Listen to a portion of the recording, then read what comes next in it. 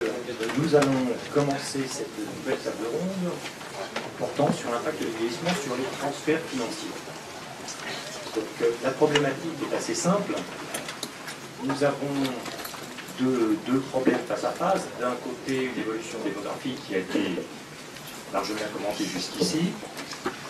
Et simultanément, nous avons des ratés récents sur les marchés financiers en particulier, que ce soit la crise subprime ou le problème des dettes souveraines.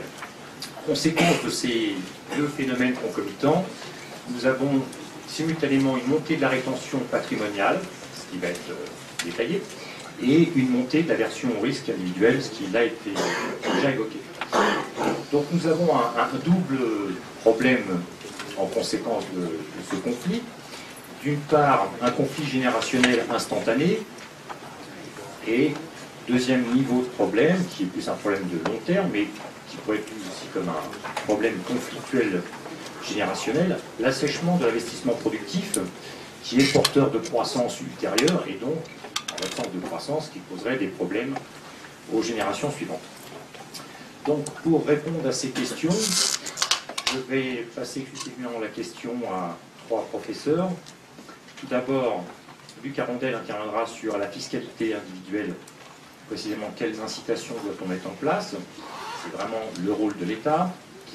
Deuxième volet, très économique comme démarche, nous parlerons de la demande, avec l'intervention du professeur Didier Follus, qui vous évoquera la réglementation prudentielle optimale et la stratégie des investisseurs de long terme. Et enfin, troisième volet, le volet offre, avec l'intervention du professeur Jérôme Glachan, qui nous évoquera le rôle de l'intermédiation financière et les actifs à proposer.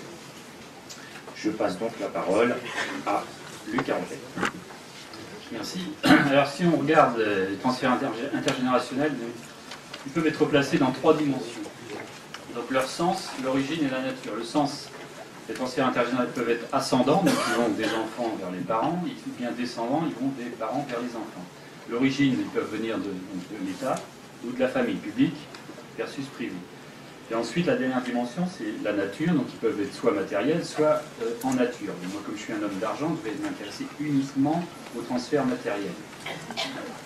Alors, si on place les transferts intergénérationnels dans les deux autres dimensions, on va faire le constat suivant. C'est-à-dire que les transferts intergénérationnels publics, majoritairement, montent les générations, c'est-à-dire qu'ils vont dans le sens ascendant, et les transferts intergénérationnels privés descendent majoritairement les générations, c'est-à-dire qu'ils vont des parents vers les enfants. Rien de nouveau sous la lune. Donc le premier transparent, alors pour simplifier, pour vous fournir quelques mesures quantitatives, on va donc définir deux générations de la manière suivante. Donc les plus de 60 ans d'un côté, donc on va les appeler les vieux ou les moins jeunes, politiquement correct, comme dirait Daniel. Et puis de l'autre, les moins de 60 ans, c'est-à-dire les jeunes ou les moins vieux. Donc quantitativement, les premiers représentent 20% de la population, donc les vieux, comme dirait Guichard, et de l'autre côté, 80% chez les plus jeunes. Voilà un petit peu la mesure quantitative. Bon, on l'a déjà dit ce matin. Alors si on regarde les transferts intergénérationnels publics, eh bien les premiers, c'est-à-dire les vieux, entre guillemets, reçoivent l'équivalent de 20 points de PIB de transfert intergénérationnel, et les seconds, les plus jeunes, les seconds 17 points de PIB. Le problème, je ne sais pas si c'en est un, mais les moins de 60 ans sont 4 fois moins nombreux. Donc si on prend un exemple, par exemple, les pensions de retraite représentent 2 fois les dépenses d'éducation. Donc c'est pour ça qu'on est amené à dire que les transferts intergénérationnels publics montent les générations. Alors quel va être l'impact du vieillissement? Vous allez un peu trop vite. Ça c'est pas sympa, c'est comme dans un polar, on vous donne la solution avant de lire le truc. Alors quelle est la conséquence du vieillissement de la population? Eh bien, ça va se traduire par le fait, on l'a déjà dit ce matin, que donc, voilà, la part des 60 ans représentait donc 6% de la population en 1960, et en 2050 représenteront 32%. 32%. Donc ça veut dire que si on maintient le partage actuel, les transferts intergénérationnels publics ascendants représenteront 32 points de PIB en 2050, ce qui sans doute est, si on fait une règle de 3, ce qui sans doute est difficilement soutenable. Alors je vais parler maintenant des transferts intergénérationnels privés. Donc, comme je disais tout à l'heure, ces transferts donc, descendent des générations. Alors qu'est-ce qu'on entend par transfert privé? C'est les aides, la donation et l'héritage. Et ces transferts représentent à peu près de l'ordre de 7 à 10 points de PIB. Ce qu'il faut noter, c'est qu'ils sont en forte augmentation depuis les années 80. Je vous rappelle qu'une succession sur 2 était déclarée aux impôts en 1984. Aujourd'hui, on en est à 2 sur 3. Si on regarde donc le montant, c'est-à-dire entre 2000 et 2006, la succession moyenne a augmenté de 75%, hein, donc 100 000 euros en 2000, 175 000 en 2006. Donc ça s'explique essentiellement par la hausse des prix de l'immobilier, mais également par le fait que les taux d'épargne, que les familles françaises sont relativement épargnantes, puisque le taux d'épargne en France, c'est de l'ordre, depuis plus de 15 ans, est de l'ordre de 15%. Alors, quelle est la conséquence du vieillissement? Donc, on a parlé d'allongement de l'espérance de vie. Donc, cet allongement de l'espérance de vie a eu pour conséquence que l'on hérite de plus en plus tard, hein, 42 ans en 84, 50 ans aujourd'hui. Donc, on hérite à un âge où l'on se soucie déjà plus de sa retraite que l'on ne s'installe dans la vie. C'est-à-dire quand on a moins de projets. Je rappelle que John Lennon disait la vie, c'est le truc qui passe pendant qu'on perd son temps à multiplier les projets. Donc si l'on regarde les transferts intervivos, notamment les donations, on constate qu'ils ont fortement augmenté durant les années 90, avant de diminuer fortement depuis le début des années 2000. Donc ces transferts, donc ce qu'on appelle les transferts intervivos, ces transferts du vivant, donc ont en partie compensé les héritages tardifs, puisque l'âge moyen des donateurs est passé de 39 ans en 84 aux environs de 37 en 2000. Alors pourquoi? Parce qu'il faut dire que ces transferts, on va s'intéresser un petit peu à l'incitation, et notamment à l'incitation fiscale. Il faut dire que les transferts ont bénéficié d'avantages fiscaux conséquents, donc qui ont boosté un peu ce type de transfert. Il y avait une règle, donc en 1990, il y a une règle de 10 ans pour l'exonération des droits de succession sur les donations, donc il n'était plus rapporté la succession. Il y a eu aussi un élargissement de certains droits en 1996 aux petits-enfants, concernant les donations toujours. Il y a eu les donations Sarkozy en 2004-2005.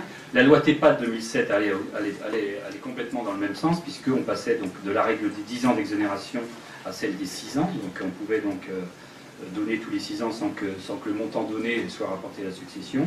Et puis on a aussi augmenté de manière très conséquente les abattements, c'est-à-dire par héritier, on est passé de l'ordre de 50 000 euros à 160 000 euros aujourd'hui. Alors pour l'instant, on ne sait pas, hein, depuis cette loi TEPA, je ne peux pas vous dire si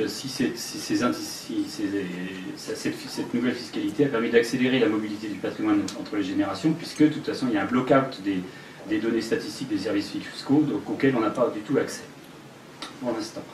Alors la question c'est est-ce que pour réduire les inégalités... vous allez encore trop vite? Ah non, c'est bon.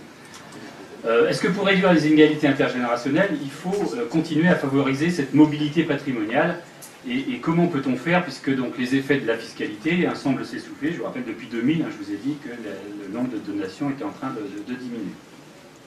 Alors la première question qu'on peut se poser, c'est est-ce que c'est économiquement envisageable? Alors ça, c'est donc l'objet de ce transparent, hein, puisque si on regarde la distribution des patrimoines selon l'âge, donc là, c'est les patrimoines médians, donc je n'ai pas le temps pour vous donner un cours de statistiques, mais c'est des patrimoines médians relatifs, et on s'aperçoit que ces patrimoines médians relatifs sont de 40 à 50% supérieurs pour la classe d'âge des 50 à 70 ans. Donc effectivement, le patrimoine, il est chez les plus âgés.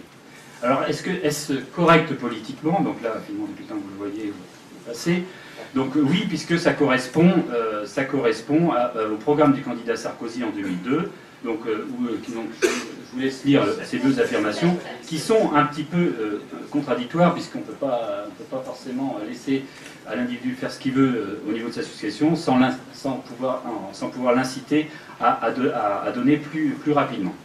Troisième chose, est-ce que c'est efficace économiquement? Donc la question, c'est de savoir si ces transferts sont utiles à leurs bénéficiaires et qu'ils ne soient pas contre-productifs. Donc c'est ce qu'on appelle en économie l'effet Carnegie, hein, qui dans la bouche de Warren Buffett s'exprime ainsi: une personne très riche doit laisser suffisamment à ses enfants pour qu'ils fassent ce qu'ils veulent, mais pas assez pour qu'ils ne fassent rien. Donc je vais donner deux exemples sur les données de l'INSEE. Donc je vais m'intéresser, donc on a déjà parlé de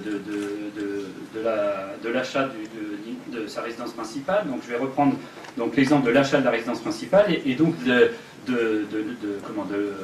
l'influence des donations sur l'achat de la résidence principale, pour celles qui sont non méritées, et puis la création d'entreprises. Donc je vais vous demander de passer le transparent suivant. Donc si on regarde l'achat de la résidence principale, donc en moyenne, donc, bon, c'est des choses qui sont, c'est économétrique, c'est des choses pour lesquelles on tient compte de toutes les autres dimensions. Il n'y a pas uniquement celle des transferts intergénérationnels. Donc en moyenne, on a à peu près une probabilité d'acheter sa résidence principale qui est de l'ordre de 58%. Si on regarde cette probabilité, si on calcule cette probabilité, donc je vous égale d'ailleurs, chez les donataires, on atteint donc un chiffre de 69%, et chez les non-donataires, c'est 54%. Vous voyez qu'il y a un effet qui n'est pas négligeable. Et notamment, l'effet est plus important sur les donations que sur l'héritage. Deuxième exemple, donc ça concerne la création ou la reprise d'entreprise, donc non familiale. Donc c'est des choses qui sont soit créées, soit on reprend une entreprise à l'extérieur de la famille. Donc en moyenne, donc la probabilité, bon, en tenant compte de toutes les caractéristiques des individus, des ménages, on arrive à 7% en moyenne. Et si on regarde donc chez les donataires, cette probabilité est de l'ordre de 9%, et chez les non-donataires, est de l'ordre de 6,5%. Donc il faut quand même noter, alors c'est vrai que c'est un effet, donc qui n'est pas négligeable, il faut quand même noter que cet effet est moins fort que l'origine sociale. Hein, donc quand on est fils d'indépendant, évidemment on a plus de chances de créer ou de reprendre une entreprise, ou même le diplôme, où là aussi on a un effet plus important que les transferts intergénérationnels. Donc la proposition, c'est défini qu'on a fait avec dans une étude, dans les travaux qu'on a fait avec André Masson, c'est donc que pour réduire les inégalités intergénérationnelles, puisque donc, ça semble marcher, il faut taxer donc plus fortement les héritages pour inciter les parents à donner de leur vivant. Alors dans le contexte actuel, j'ai lu récemment qu'on est en train de vouloir revenir sur la fiscalité des successions, et on veut revenir en arrière, c'est-à-dire qu'on veut ramener donc l'abattement qu'on a amené à 60 000 €, on veut le ramener à 50 000 €. Donc la proposition que l'on fait, nous, c'est que eh bien, si on veut donc inciter à la mobilité du patrimoine, il faudrait mieux, donc on peut revenir sur l'abattement sur les héritages, mais il ne faudrait pas revenir sur l'abattement concernant les donations. Alors juste un petit bémol pour terminer, hein, il ne faut pas oublier que cette pratique de la donation intergénérationnelle, elle est quand même très peu diffusée. Il y a de l'ordre de peu près de 10 à 15% des gens qui font des transferts intergénérationnels par l'intermédiaire de donations, je ne parle pas des aides. Et donc ça se fait surtout chez les plus aisés. Donc effectivement, il y a des inégalités intergénérationnelles, mais il faut tenir compte aussi des autres inégalités qui sont intragénérationnelles. Voilà, j'ai terminé. Bien. Merci Luc. Je vais passer très rapidement la parole au professeur Felus. Merci Monsieur le Président de session, chers collègues. Donc j'ai appris entre-temps qu'il fallait faire encore plus court que prévu. Ça va être extrêmement rapide. Je vais pour ma part vous parler des investisseurs de long terme et de deux ou trois problématiques qui caractérisent leur comportement d'investissement. Donc dans un premier temps et en 2 minutes à peu près, on va regarder qui sont ces investisseurs de long terme et ensuite pointer 2-3 de leurs contraintes assez typiques, assez traditionnelles désormais. D'abord, qui sont ces investisseurs de long terme? Si on prend des données type celles qui sont ici, alors le tableau est un peu condensé, Banque Centrale Européenne publié il y a très peu de temps, hein, portant sur des données au début de l'été 2011, on peut observer les avoirs d'un côté et puis les engagements des différents secteurs institutionnels, des différents agents économiques, les ménages, les entreprises, les secteurs financiers, on va dire l'État, les entités publiques et puis le reste du monde. Et j'ai essayé d'identifier dans ce tableau lesquels de ces secteurs institutionnels sont détenteurs d'actifs financiers à long terme. Alors si on regarde les petits calculs qui sont faits là-dedans, tout à fait en bas du tableau, par secteur institutionnel, vous avez la part en pourcentage dans leur actif total, leur actif financier total, des avoirs financiers de long terme, qui peuvent prendre la forme très classiquement, soit d'actifs financiers de placement, des actions, des obligations pour faire simple, ou éventuellement des prêts à long terme.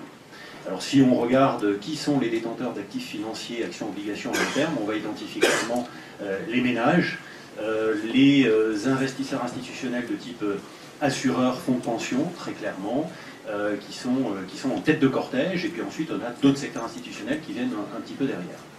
Alors, voilà, suivant.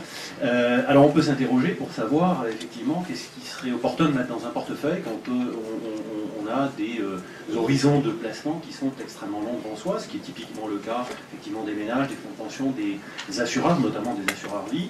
Et si on regarde le comportement des actifs financiers sur une durée très longue, ici vous avez 110 ans de données, on peut voir que, sur données américaines ici, mettre $1 en 1900 dans des actions, ça donne une valeur bien plus grande aujourd'hui.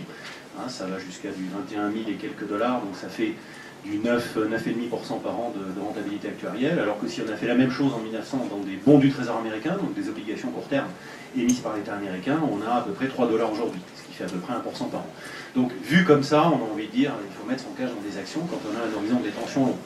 C'est peut-être pas tout à fait aussi simple, parce que quand on regarde quelques analyses qui sont faites également sur du long terme, ici sur une étude de Garnier-Tesma, on voit que quand on met son cash dans des actions, il y a des époques parfois longues, 10, 20, 30 ans, 40 ans, pendant lesquelles la performance n'est pas celle qu'on attend a priori, et donc on peut s'interroger pour savoir si un investisseur de long terme, que ce soit un ménage ou un institutionnel professionnel, est-ce que cette institution ou ce ménage peut attendre éventuellement 30 ans pour avoir ne serait-ce qu'une rentabilité positive sur son épargne. Ça pose évidemment une question que la théorie analyse depuis déjà un certain temps à travers toute une série de papiers de recherche et d'études. Donc une conclusion assez devenue récemment, disons, traditionnelle, c'est de dire que le risque relatif des actions est finalement bien moins élevé que ce qu'on pourrait croire a priori. Autrement dit, il y aurait un effet de retour à la moyenne. Autrement dit, les actions, malgré des époques parfois assez longues, au cours desquelles il faut attendre la rentabilité, rejoindraient leur tendance de long terme à la progression. Bon, quelque chose comme ça. Ce qui ne serait pas le cas des obligations. Et donc, il y a des préconisations de portefeuille subséquentes qui sont que plus l'horizon de détention du portefeuille est long, plus il faudrait accroître la part des actions et ensuite, tout doucement, la faire diminuer au fur et à mesure qu'on approche de l'époque supposée de la récupération du capital. Bon, des analyses de type Aglietta par exemple et quelques autres. Alors si on regarde ce qu'il y a dans les portefeuilles des institutionnels, on peut trouver effectivement des actifs de classe assez traditionnelle, actions, obligations, actifs monétaires, hein, c'est l'essentiel des portefeuilles. Et si on fait une petite comparaison très rapide entre les portefeuilles des fonds de pension d'un côté, c'est le graphique qui est à gauche, d'après une étude Mercer, et puis les assureurs, et notamment les assureurs vie, du côté droit dans le camembert, on trouve que la répartition n'est pas exactement la même. En gros, dans les fonds de pension, vous avez un actif qui est un peu plus largement investi en actions que celui des assureurs vie. Et on peut s'interroger sur qu'est-ce qui explique ce genre de choses, étant donné que finalement, les personnes qui mettent leur... donc je parle des clients de ces institutions qui mettent leur cash dans des institutions financières comme celle-là, ont à peu près le même objectif derrière la tête, que ce soit l'assurance vie en France ou un fonds de pension en Europe du Nord, finalement, c'est pas très très différent en termes d'objectifs pour le ménage qui confie son épargne. Alors l'idée, c'est d'essayer d'identifier un certain nombre de biais, la littérature le fait, alors on parle de biais domestiques, c'est pas mon sujet ici, mais ça peut être un sujet de débat. On parle de biais réglementaires, donc je vais en dire un mot très très rapidement en une minute, et puis il y a un biais, on va dire, plus récemment apparu, c'est la pénurie des actifs financiers dits sûrs, qui est également un problème. Alors sur la notion de biais prudentiel, juste un cas concret, un exemple ici, comme beaucoup de gens dans la salle doivent le savoir, il existe des normes prudentielles qui affectent les banques et les assureurs pour l'essentiel, peu ou pas tellement les fonds de pension.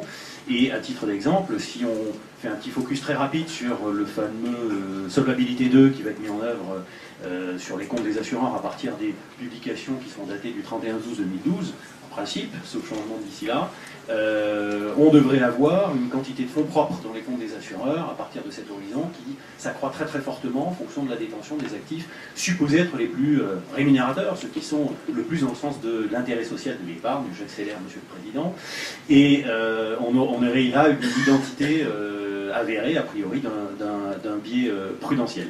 Donc décourager l'investissement dans les actifs supposés être les plus rentables à long terme. Un deuxième élément, qui est quelque chose de plus récemment apparu dans l'horizon des portefeuilles, dans l'univers de la décision des gérants de portefeuille, c'est quand on veut mettre dans un portefeuille un actif qui est supposé être sans risque ou faiblement risqué ou très sûr, autrement dit on va être sûr de récupérer son cash, on a aujourd'hui un problème assez sérieux, c'est qu'il est de plus en plus difficile d'identifier ces actifs, de savoir s'ils existent sur la planète en quantité suffisante. Et vous avez une petite illustration ici de l'écart des spreads souverains en Europe récent. Ce qui veut dire clairement que le niveau de confiance dans ces actifs est devenu extrêmement dispersé aujourd'hui, alors qu'il y a un petit nombre d'années encore, 2006-2007, il était très convergent. Donc ça pose vraiment cette question de confiance. Et j'en prendrai pour preuve ce matin, pendant que les gens étaient arrivés plus tôt que moi ici et écoutaient les présentations, l'État allemand a essayé d'émettre 6 milliards d'obligations, et pour l'instant il n'y est pas arrivé, il en a mis 3,5 milliards ce matin. Donc ça veut dire que même l'actif financier le plus sûr du moment est peut-être pas aussi, n'inspire peut-être pas autant confiance qu'on pourrait l'imaginer.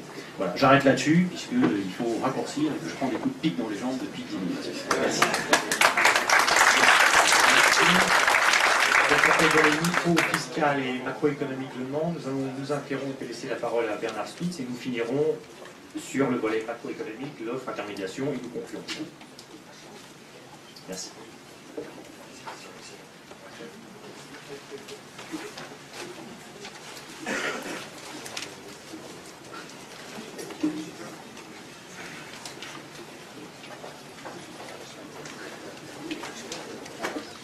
Bonjour à tous. Écoutez, c'est très dangereux de prendre la parole à 1h-3, ou surtout quand on est à quelques mètres de la cafétéria, et donc quelques remarques brèves.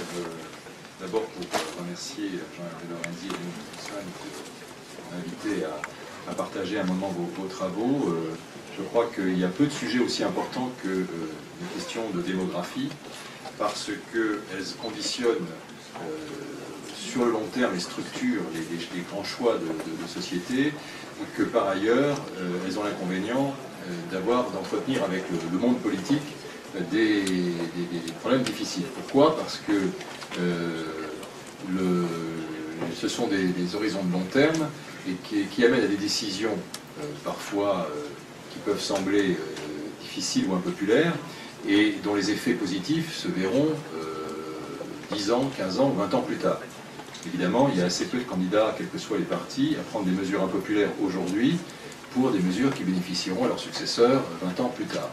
Alors ceci explique pourquoi les transitions démographiques sont souvent accompagnées de choix économiques qui sont assez orthogonaux à leur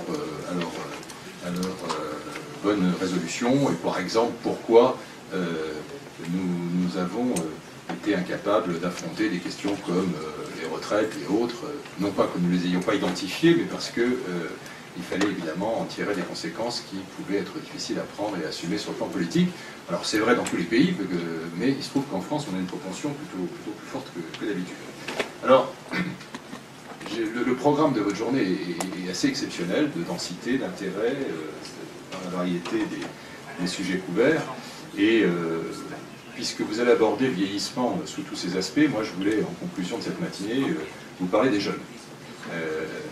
Parce qu'en fait, au fond, derrière les transitions démographiques, la question qui se pose, c'est la question de la transition générationnelle. Comment, dans le long terme, dans une société, passe-t-on le relais et comment optimise-t-on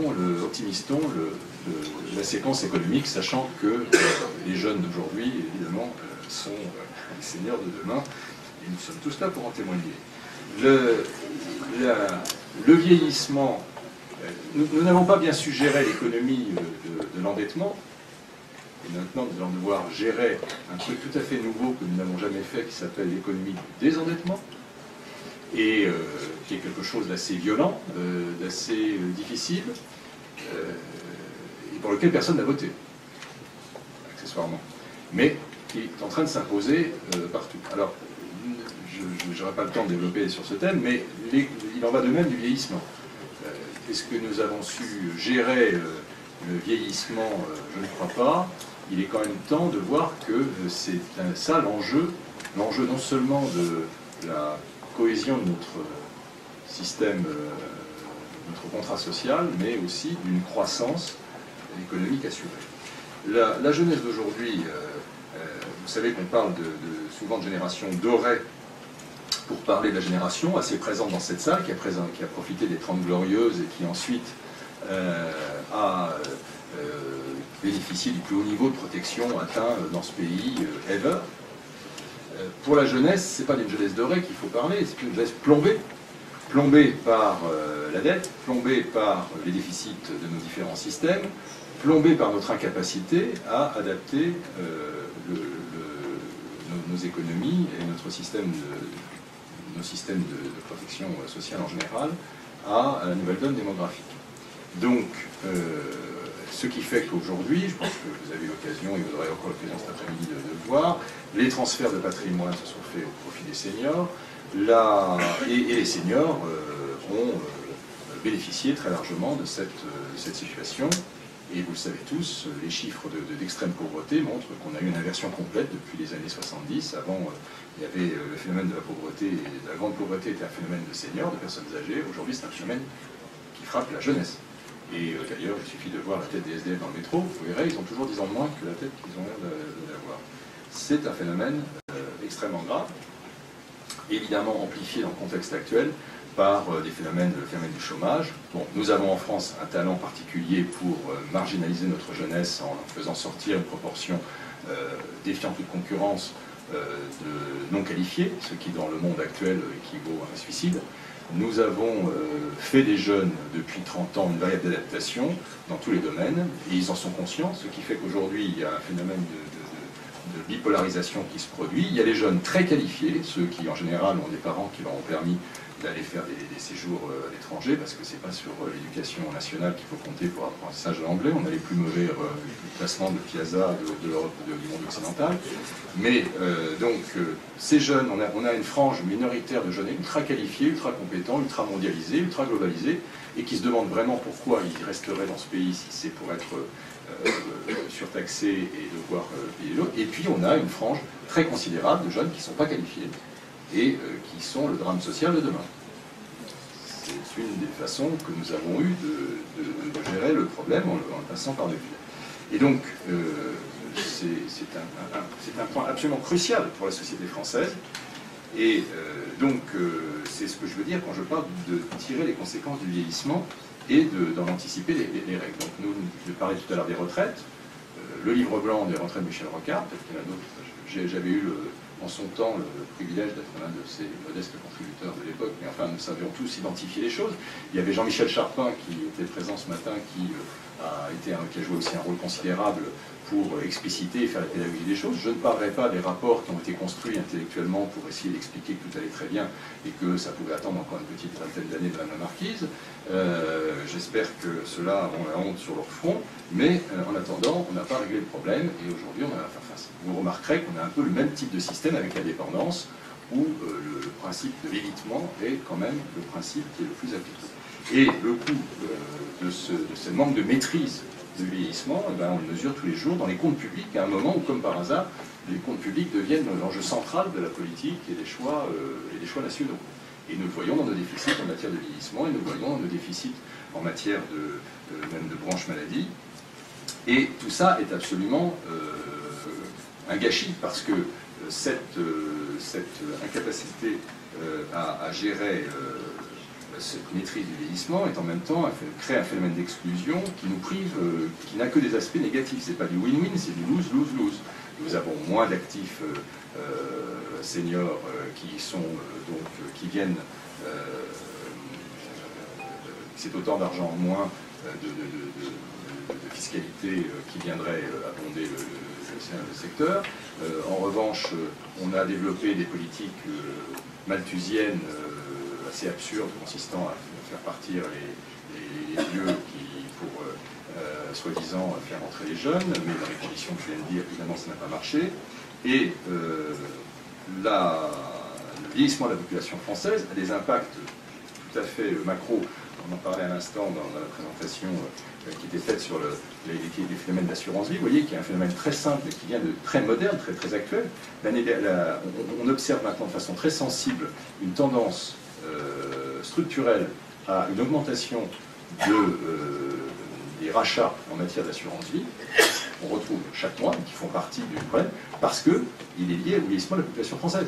Plus de retraités, c'est moins et moins d'actifs, c'est du coup autant de cotisations en moins pour les gens qui se constituent leur épargne et les gens qui viennent en retirer un peu parce qu'avec la crise, etc., qui viennent augmenter leurs revenus, qui viennent prendre une partie sur l'épargne. Et ça, c'est quelque chose, c'est un phénomène qu'on va voir de façon croissante parce qu'il est lié à... Et du coup, ce phénomène, évidemment, n'est pas sain du point de vue du financement à long terme de notre économie. Le sujet dans lequel cette maison qui nous accueille aujourd'hui, la Caisse des dépôts, est particulièrement vigilante parce qu'elle nous prive d'une épargne à long terme qui aujourd'hui est celle essentiellement assurée par l'assurance vie, parce qu'effectivement, elle n'a pas de pension, etc. Et donc qui fait qu'on a un phénomène prive l'économie d'une forme d'oxygène qui générerait de l'investissement, de la croissance, donc des emplois, et donc qui participerait de cet effort de redynamiser l'économie dans un pacte intergénérationnel. Alors, qu'est-ce qu'on peut espérer pour mettre fin à cette spirale? Il y a plusieurs axes à imaginer, je ne vais pas les développer à cette heure-ci et aujourd'hui, mais je pense qu'il y a à la fois deux axes essentiels. Le premier, c'est d'exploiter le vieillissement pour en faire une opportunité de croissance, et donc de soutenir l'activité des salariés seniors. Ce matin, quelqu'un disait que si le taux d'emploi des 50-65 ans était le même en France qu'en Allemagne, il y a 1,3 million de personnes en plus qui créeraient de la richesse. Un chiffre qui est extrêmement parlant. Ça suppose aussi de changer un certain nombre d'éléments dans les mentalités et de mobiliser les entreprises à cet effet. Il y a toujours dans cette idée de faire une opportunité de croissance de la seniorisation de la société française, le fait de développer tous les marchés qui sont liés aux seniors, en particulier des marchés qui ont une forte part d'innovation technologique et de modernité. Je pense notamment à tout ce qui développe les services mobiles, que ce soit dans le domaine de la santé ou ailleurs. Il y a des expérimentations, plus que de la compétition, il y a des marchés qui ont démarré au Canada, aux États-Unis, qui sont extrêmement intéressants en la matière et qui sont créateurs de richesses. Et puis, il y a des actions de politique économique, au sens macro du terme, qui doivent avoir pour effet de compenser les effets attendus du vieillissement pour créer plus d'équité intergénérationnelle.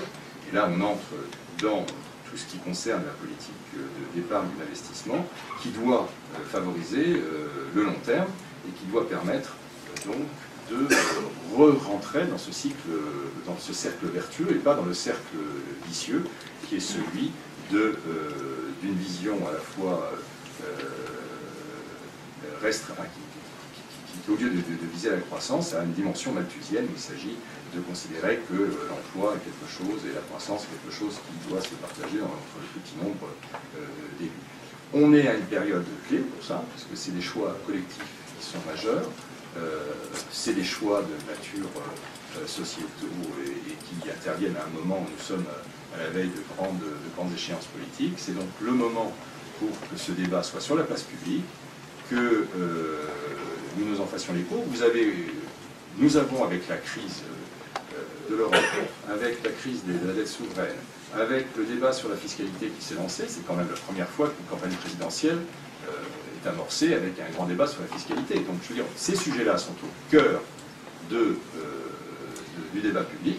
Ça, c'est une chance, parce que c'est la chance d'échanger là-dessus et de faire en sorte que le gouvernement, quel qu'il soit élu à la fin de cette séquence, puisse avoir à la fois réfléchi à la question et s'appuyer sur une légitimité pour faire prendre à la France les changements, les virages qu'elle a jusqu'à présent hésité à prendre, parce qu'elle a été tétanisée, parce qu'encore une fois, les hommes politiques n'avaient pas le sentiment d'avoir à la fois la réflexion et la légitimité nécessaires.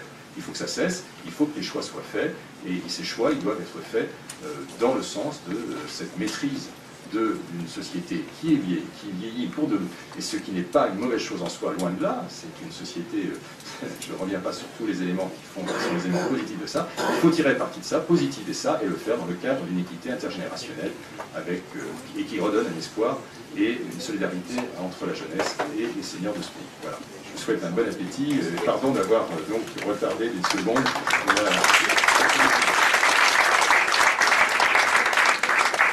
Monsieur le Président, merci de votre éclairage et de votre temps, denrée aussi précieuse que notre jeunesse. Nous allons donc pouvoir finir cette table ronde avec l'intervention de Jérôme Lachan. Profiter de cette transition non démographique. Bonjour, c'est une tâche difficile puisque je dois vous tenir en haleine durant 5 minutes. Je vais essayer de faire très court. Je voulais simplement insister sur un ou deux arguments, donc essayer d'aller à l'essentiel. La question que l'on peut se poser, c'est l'impact du vieillissement sur essentiellement la qualité de l'épargne. La qualité de l'épargne, elle dépend d'abord des motifs de l'épargne, des épargnants vieillissants, puis elle dépend ensuite de la qualité du système financier ou de sa capacité à transformer éventuellement cette qualité d'épargne. Donc c'est de ça dont je veux vous en revenir dans des économies qui sont évidemment des économies vieillissantes. Alors, ce qui me semble important à dire d'abord en termes de vieillissement, c'est expliquer que ce qui m'intéresse davantage, c'est plutôt la question du vieillissement individuel.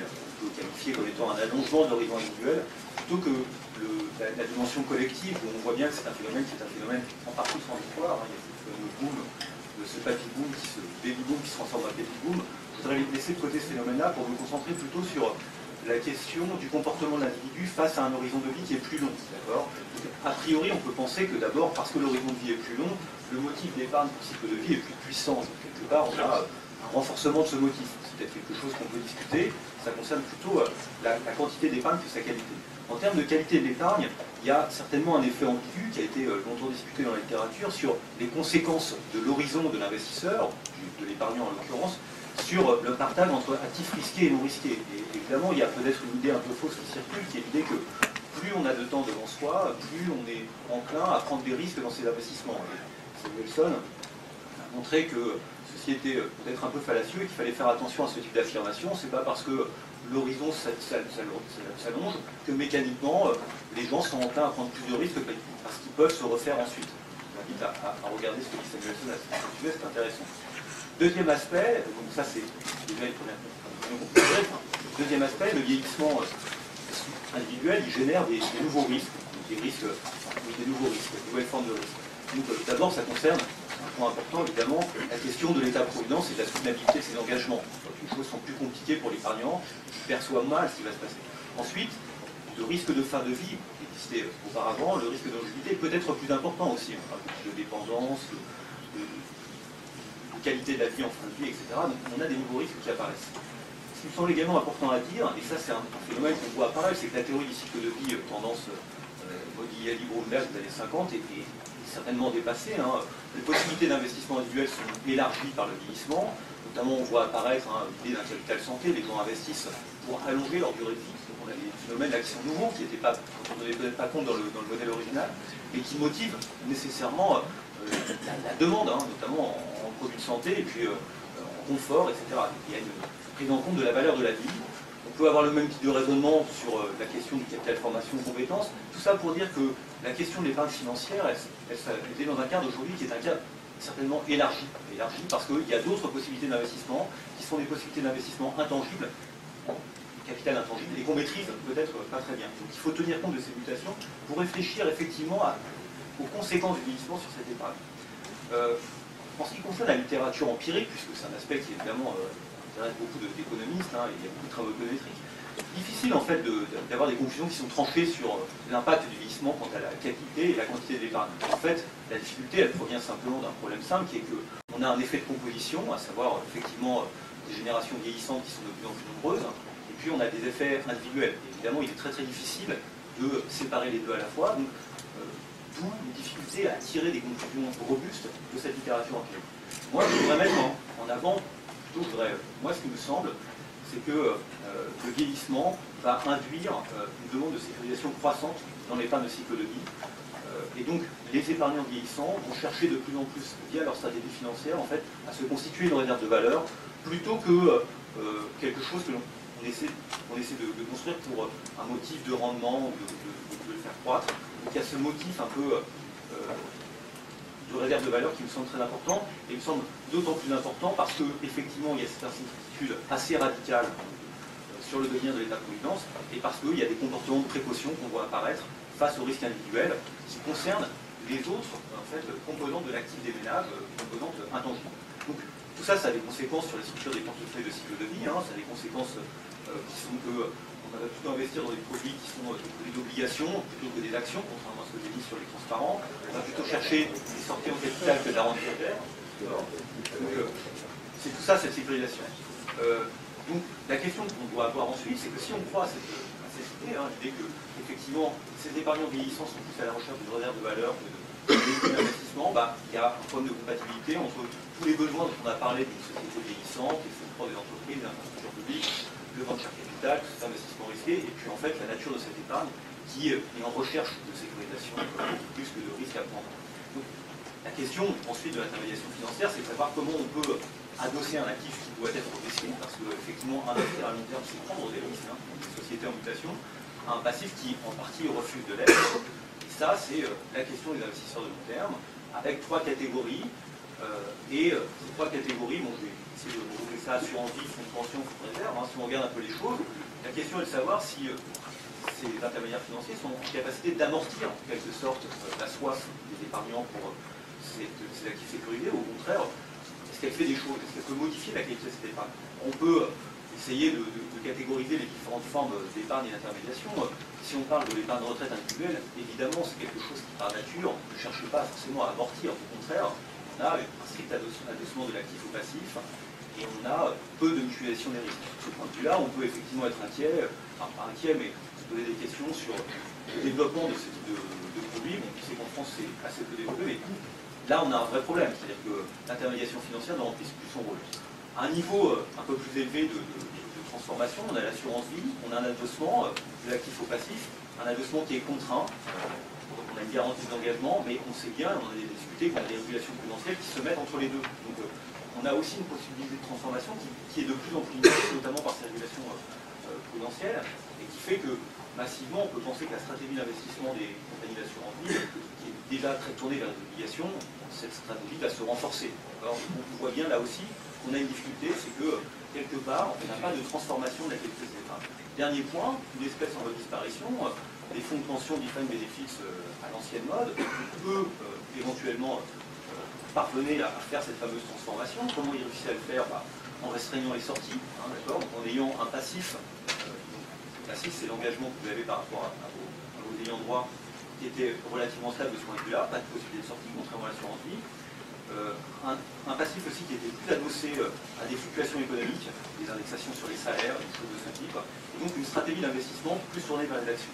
On voit bien que, effectivement, cette forme d'intermédiation financière est en régression, ce que l'on peut regretter, parce que c'est précisément ce type d'intermédiation qui permet d'échapper à ce que j'explique précédemment, c'est-à-dire cette tendance des épargnants à rechercher la sécurisation. Donc au total, on peut effectivement être relativement inquiet sur la capacité aujourd'hui de l'intermédiation financière à amortir ce dont je parle et à transformer l'épargne. Alors je terminerai peut-être de manière sur quelques pistes, alors c'est toujours peut-être un peu risqué. Hein. Alors je vais essayer d'en mettre, on peut essayer d'en trouver d'autres. Moi il me semble qu'effectivement si on cherche à réfléchir à ces problèmes, il faut réfléchir en termes de choix de portefeuille élargi des ménages, c'est-à-dire bien comprendre qu'il y a l'épargne financière, mais il y a aussi d'autres formes d'accumulation, d'autres formes de stratégie d'investissement pour l'épargne, pour le ménage. Il y a une stratégie d'investissement qui est contrainte, c'est celle qui fait que l'on verse des cotisations à un État et qui envoie des prestations. Donc on doit faciliter cette logique de choix de du portefeuille, et donc on doit être en capacité aussi de lui fournir des informations relativement claires, les plus claires possibles sur le rendement de ces investissements alternatifs. Et je pense que, par exemple, on pourrait tenter de modérer l'anxiété liée au devenir des épargnants, qui est un moteur de la formation d'une épargne de précaution de long terme, c'est quand même un peu paradoxal, en ayant une meilleure mesure de la valeur du système de sécurité sociale. On parlait tout à l'heure de la réforme du régime Fantech. Bon, être en capacité d'avoir une logique aussi d'actif et de passif et de mesure de la valeur du système de sécurité sociale, comme le temps de le faire certains économistes aux États-Unis, je pense qu'on est à beaucoup aux États-Unis, on essaie de mesurer la véritable valeur de la richesse de sécurité sociale possédée par chacun des individus, à la fois dans une dimension collective mais aussi individuelle.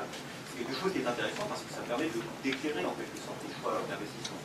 Ça permet aussi de bien comprendre la distinction qu'il y a entre répartition et capitalisation et le rendement auquel l'individu est exposé. Tout à l'heure, encore une fois, dans la réforme du régime français, on voit bien qu'on a une réserve d'un côté, et qu'on a des cotisations, on a un mix entre répartition et capitalisation. C'est un système qui est intéressant.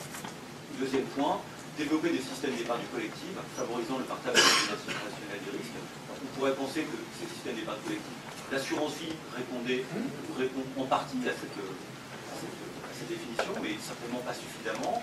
En France, on a abandonné le fonds de réserve des retraites, puisque le liquide à l'horizon 2009-2022 pour alimenter le disparité vieillesse. Il est peut-être intéressant de réfléchir à ce type de relance. Et puis, de la même manière aussi, il faut tenter au niveau de l'assurance vie, renforcer l'engagement des assurés dans les contrats d'assurance vie, avec peut-être moins de possibilités de rachat, pour que les assurances vie puissent avoir un passif plus stable, et éventuellement des stratégies d'investissement qui puissent être plus tournées vers l'innovation, l'achat capital, des actions. Enfin, dernier point, il y a aussi une question qu'on doit avoir en termes d'ingénierie financière, c'est-à-dire que est-ce qu'on est en capacité de proposer des produits financiers qui soient plus sécurisés aux investisseurs, c'est des formes d'ingénierie financière. Est-ce qu'on peut inventer des systèmes de cautionnement public, donc partage public-privé, avec effectivement une partie du risque qui est pris en charge par le marché et l'autre qui est pris en charge par l'État, c'est-à-dire par les contribuables, il faut bien le dire. Donc là, je vous invite à relire l'article de Faro et Lynch sur ce sujet, parce que c'est un point qui est vraiment important pour repenser le partage des risques et justement amortir ce système. Dernier point qui est dans ce type d'argument, en France, on a lancé maintenant des formules d'obligations sécurisées, corporate bonds, à destination des PME, à destination des banques qui financent les PME. Voilà un système qui est éventuellement, une réflexion qu'on peut avoir, qui permet de transformer les crédits qui sont risqués pour ces grands PME, éventuellement en titres un peu plus sûrs, dont les assureurs privés peuvent être friands. Et donc c'est peut-être aussi des manières de réfléchir à une meilleure transformation de cette épargne sécurisée en une épargne qui est prête à prendre des risques. Voilà.